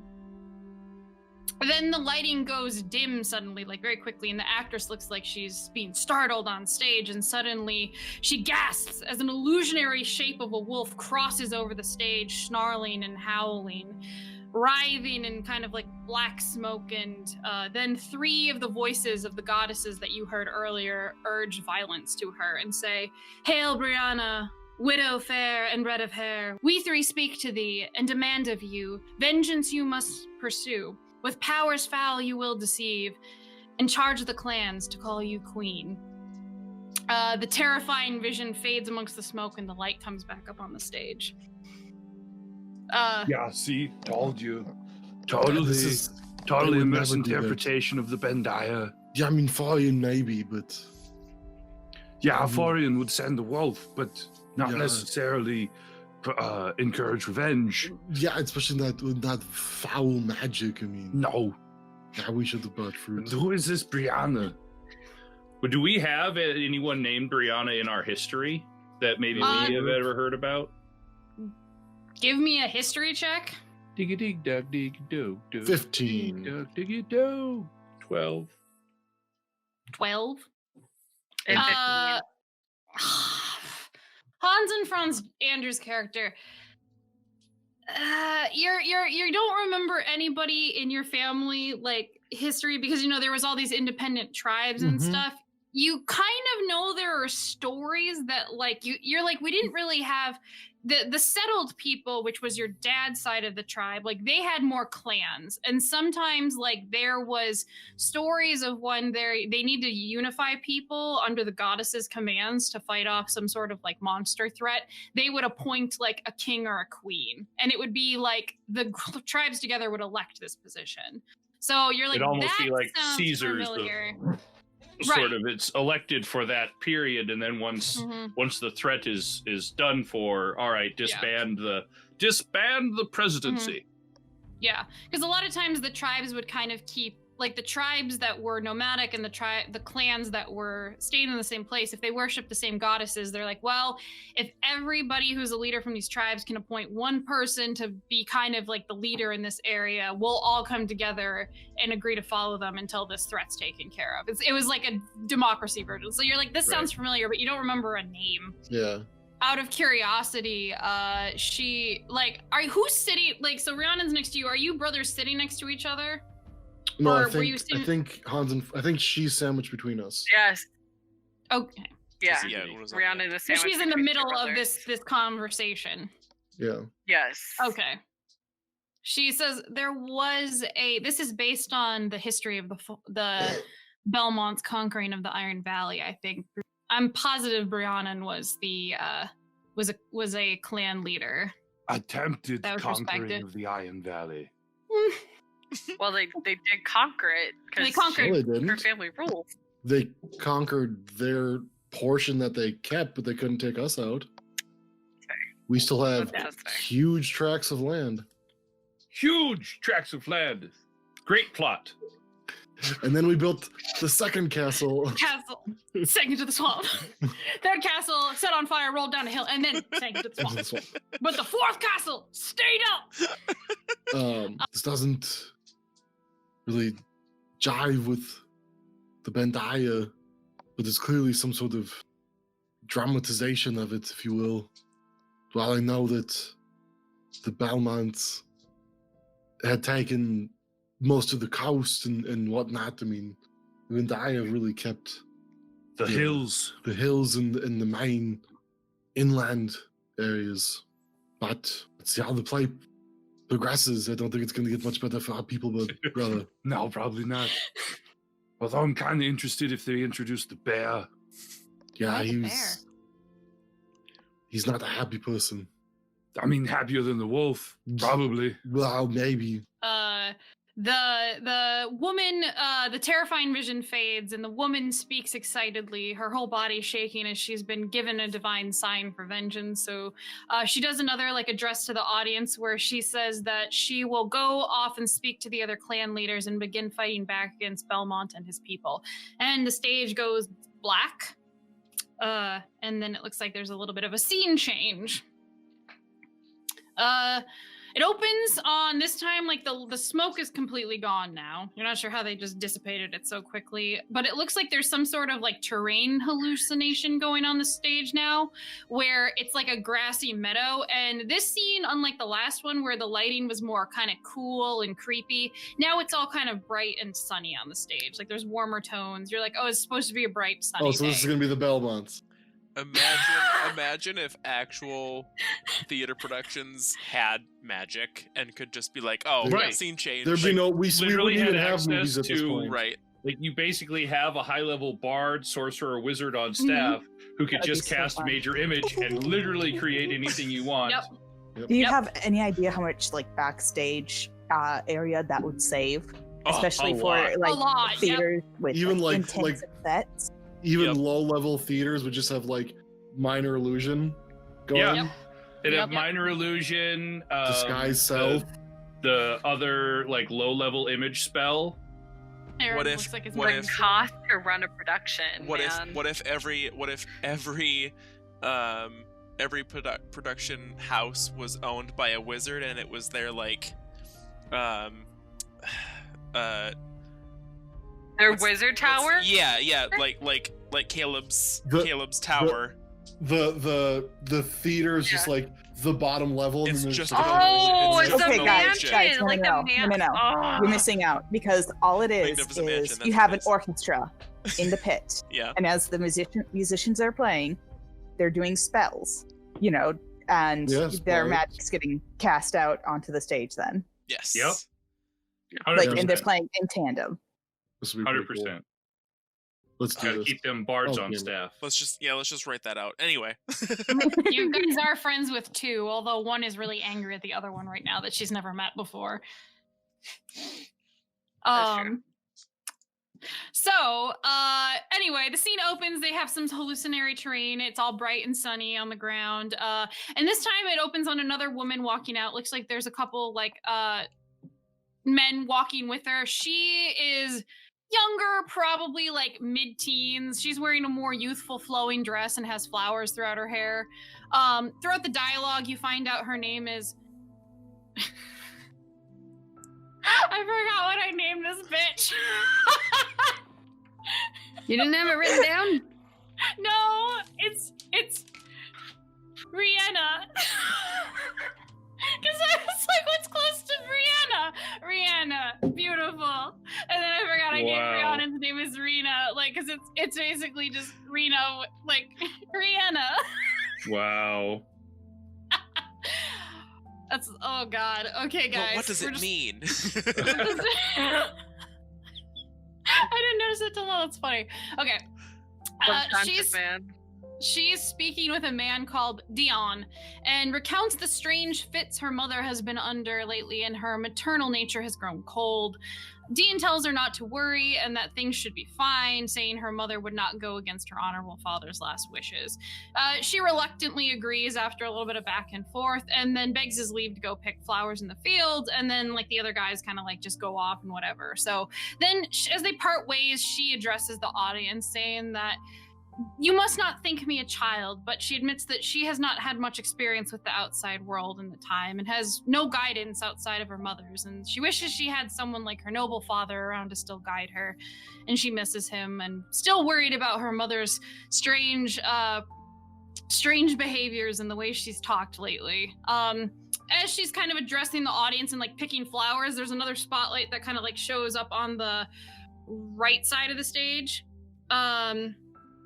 And this time there's a handsome young man that comes out dressed like a knight, bearing a bright golden eagle on his chest.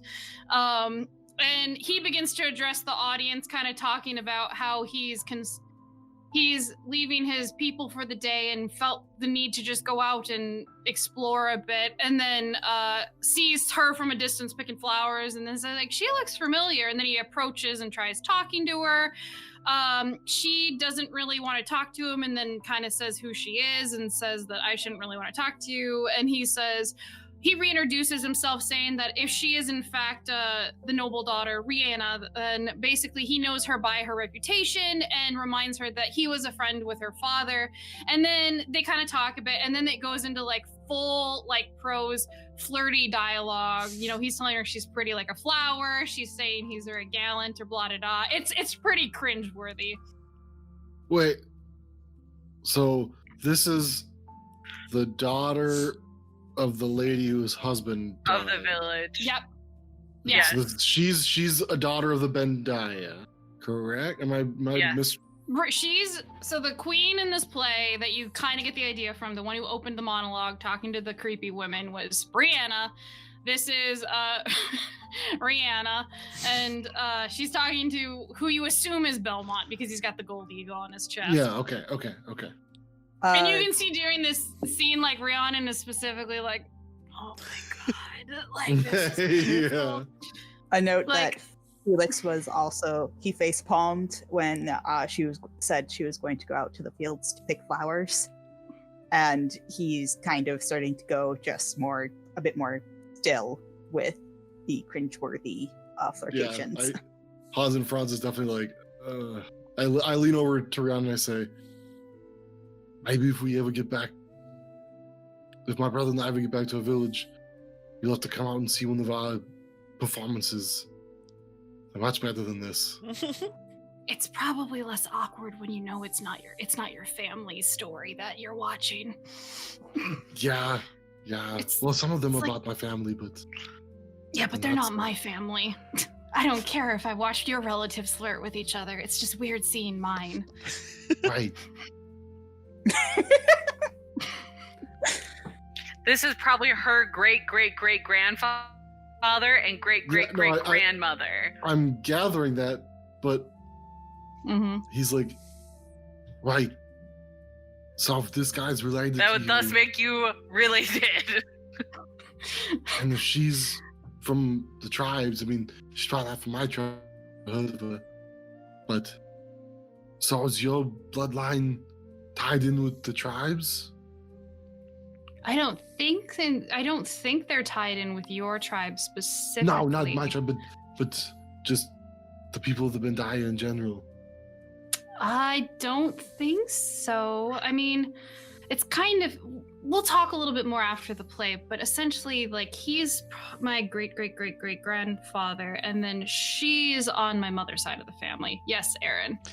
I was just realizing that we knew above table that she was not Bellwater. But we also knew in character, at least I know... Belmont. I did, Andrew we knew did. that where she's from. Yeah, we knew. Mm-hmm. Okay. Yeah. Okay. I couldn't remember. You know she's a Belmont. Yep. Couldn't remember if we knew. Yeah, because she's a political ward of the state. Yeah. Right. Lady Elaine. Right now. Yeah, let's talk about that later. This is, I mean, some of this is very hard to watch, but I'm interested to see how this goes. And she kind of like looks down and sees the Felix's face palming, and she's like, "It looks like I'm not the only one cringing at this." Oh yeah, no, Hans and Franz has been like, ooh, and then he takes out his raspberries and is like, holds them out for if she really wants them, or the almonds. She kind of like eats them and is like, I'll reach across. Thanks, brother.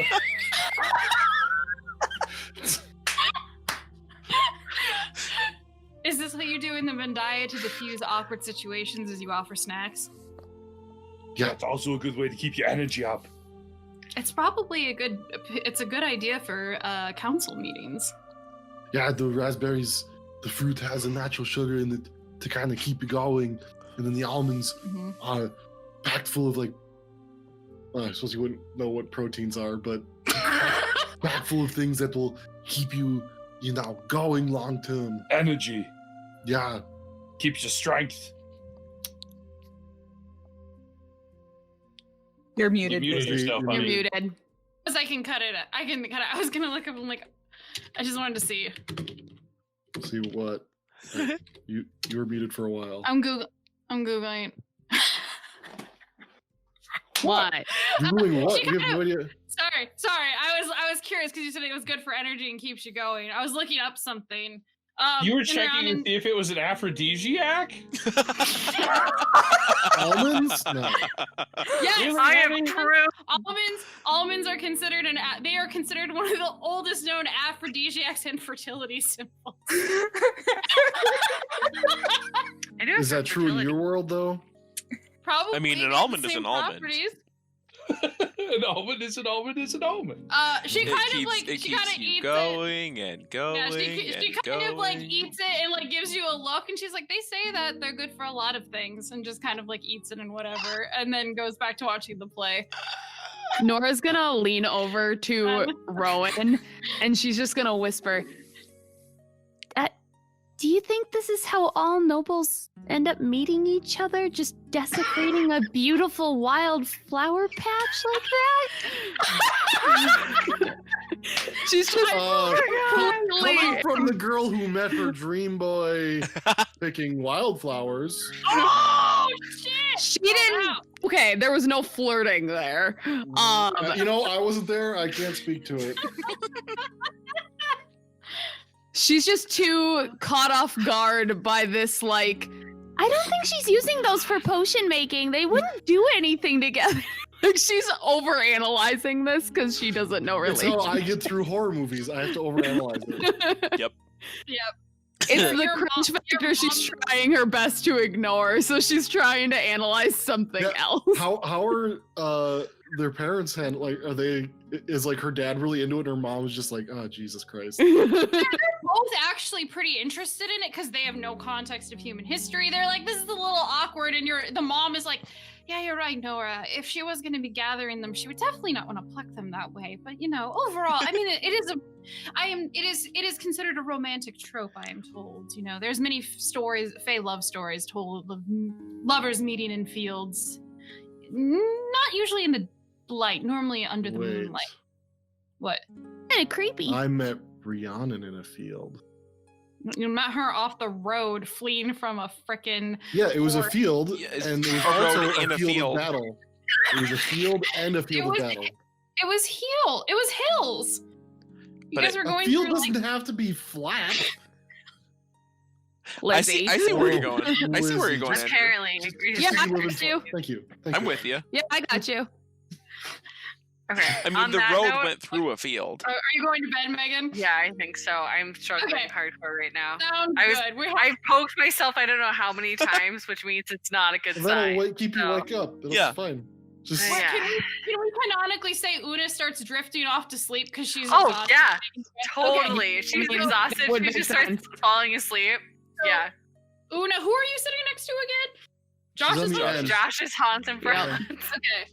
So Josh, about partway through this field dialogue, you feel Una slump against you and just start falling asleep. Your shoulder gets really wet. She doesn't drool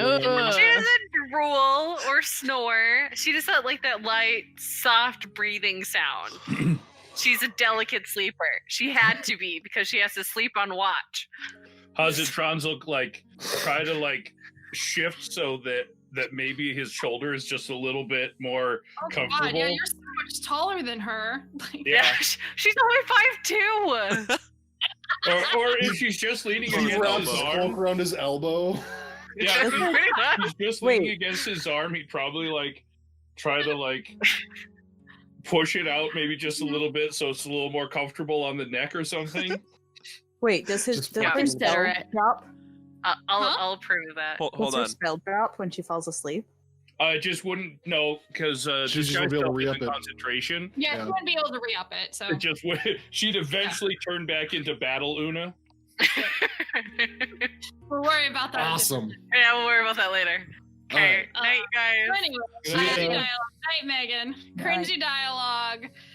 Everyone's suffering. There's jokes about meeting people in fields and almonds. It's been a good night so far. The evening's picking up. There's cringy dialogue. The play continues on. As it progresses, you can see various scenes of Rhiannon speaking to different clan leaders and kind of trying to sway them into having battle and repelling Belmont and his people out of their land, and kind of rallying them. And as she's doing this, you can see you think they're coded as the goddesses come out on stage and whisper things and then give her ability to perform little miracles. And then eventually, what really seals the deal is they basically have a very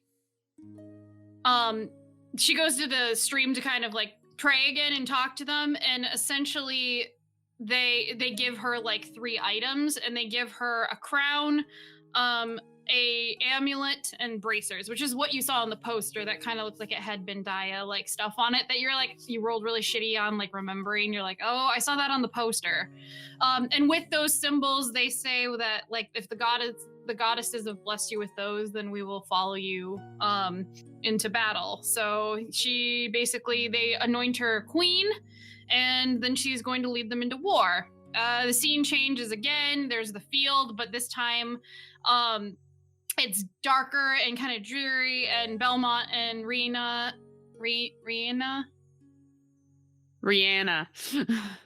sure. Rihanna. Meet and have a tearful moment knowing they're going to war and share a kiss. Then it's very dramatic. Her mother shows up with a deep voice, the lights all go crazy and dark and lightning flashing. And this is the coolest illusion you've seen in the show. She kind of like stretches her arm out forward and physically like lifts her daughter like up in the air, where it like levitates her and then like levitates her back and like kind of hands her off to Dion, and which is the guy she was talking to earlier, and he ushers her off stage to other men in the clan, and basically then her and Belmont have a bit of a heated exchange with their other like kind of council around them. He calls her out for going against nature and being corrupted. She calls him a pretentious fool who cannot understand what the gods want and that she will win. After this heated exchange, and they say they will meet on the battlefield, Dion is kind of watching her retreat, and Belmont basically has a moment with pleading him to reconsider working for her. He says that she is bad for the land and that they could be brothers, and Dion seems conflicted about it, knowing that like the queen seems to be going evil, but he leaves. And then Belmont like prays to the gods to give him power to fight the evil influence and protect his people, and like lightning is going off and it looks like rain is kind of happening. And then everything goes dark, and then the lights in the theater kind of come up a bit. And Rhiannon's like, oh, it's intermission. What? Intermission. Oh. It's where there's a little bit of a break in the play so people can get up and stretch their legs and purchase food and stuff. Oh.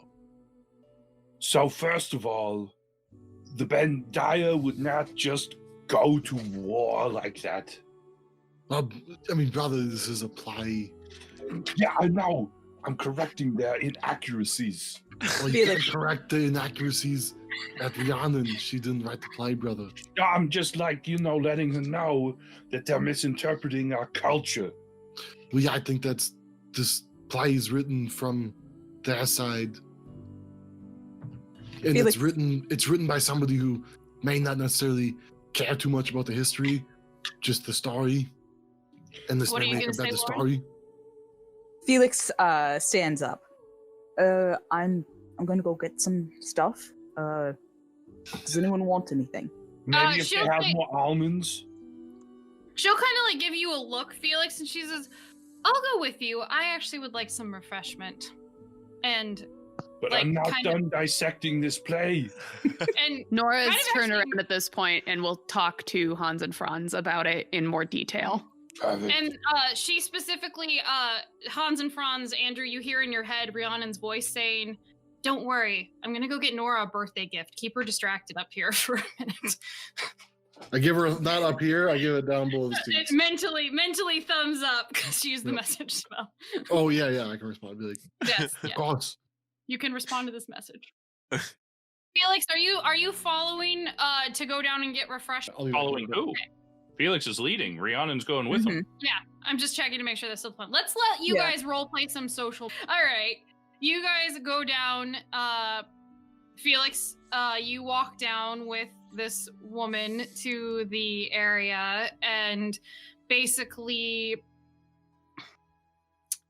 she kind of, after you guys get out into like the shopping district, she actually kind of like pulls out like a handkerchief, and she says, I saw this on the ground earlier. Is it yours? And she hands you like a handkerchief that has the exact embroidery on it that your shirt does. No. He very quickly hands it back. Give me a deception check. Yeah, so that's an 11. Okay, she's got a +8 to her insight, so with a 15. Yeah, I know. She looks kind of at you a little bit like irritably, and she says, "What a shame. I very much wish to talk to the owner of this handkerchief and know they're okay."